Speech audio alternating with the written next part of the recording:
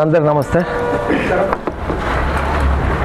మరి ఈరోజు press meet ఏర్పాటు బీజేపీ వాళ్ళు 21 నాడు కలెక్టర్ ఆఫీస్ ముట్టడి చేస్తామంటున్నారు. ఒక్కసారి వాళ్ళు ఆలోచించుకోవాలి బీజేపీ నాయకులు. మరి వాళ్ళ ప్రభుత్వం వచ్చి 12 సంవత్సరాలు అవుతుంది. మరి గతంలో ఎక్కగానే యువకులకు 2 కోట్ల ఉద్యోగాలు ఇస్తామని చెప్పిండ్రు. మరి ఎక్కడైనా ఉద్యోగాలు ఇచ్చిండ్రా?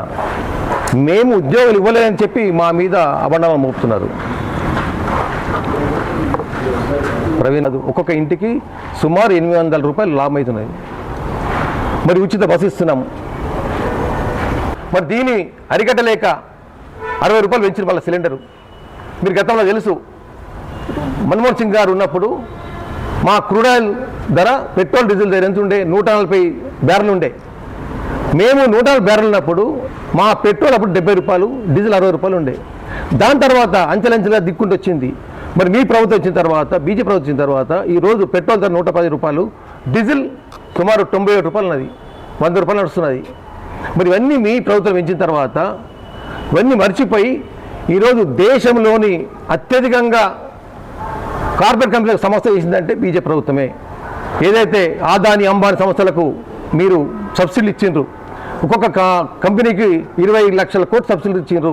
మరి ఇంత పెద్ద ప్రైవేట్ సంస్థలకు మీకు ధరదత్తం చేసి ప్రైవేట్ సంస్థకే ఉన్న గవర్నమెంట్ని మూతపడగొట్టుకుంటూ ప్రైవేట్ని కూడా తీసుకుపోతుంటూ ముందు తీసుకెళ్తున్నారు. ఎక్కడ కూడా నిరుద్యోగ సమస్య క్లియర్ చేయందే ఈ బీజేపీ ప్రభుత్వము. ప్రైవేట్ కంపెనీలను ఓపెన్ చేస్తుంది బీజేపీ ప్రభుత్వము. మరి ఇవన్నీ మర్చిపోయి మీరు మా ప్రభుత్వంను అబండాలు వేయడం సరికాదని చెప్పి మేము తీవ్రంగా ఖండిస్తున్నాము.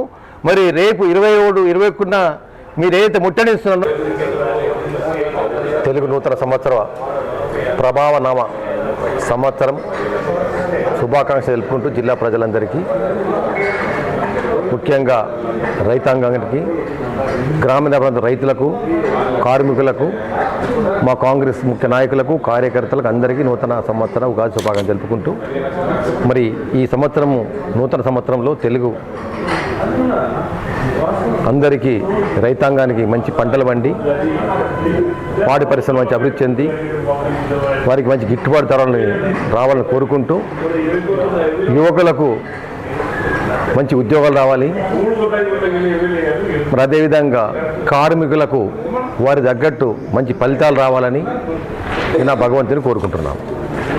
ముస్లిం సోదరులకు సోదరులందరికీ కూడా రంజాన్ శుభాకాంక్షలు తెలుపుకుంటూ, మరి వారి కుటుంబాలు కూడా మరి అందరూ ఆయురారోగ్యాలతో ఉండి మంచి లాభాలు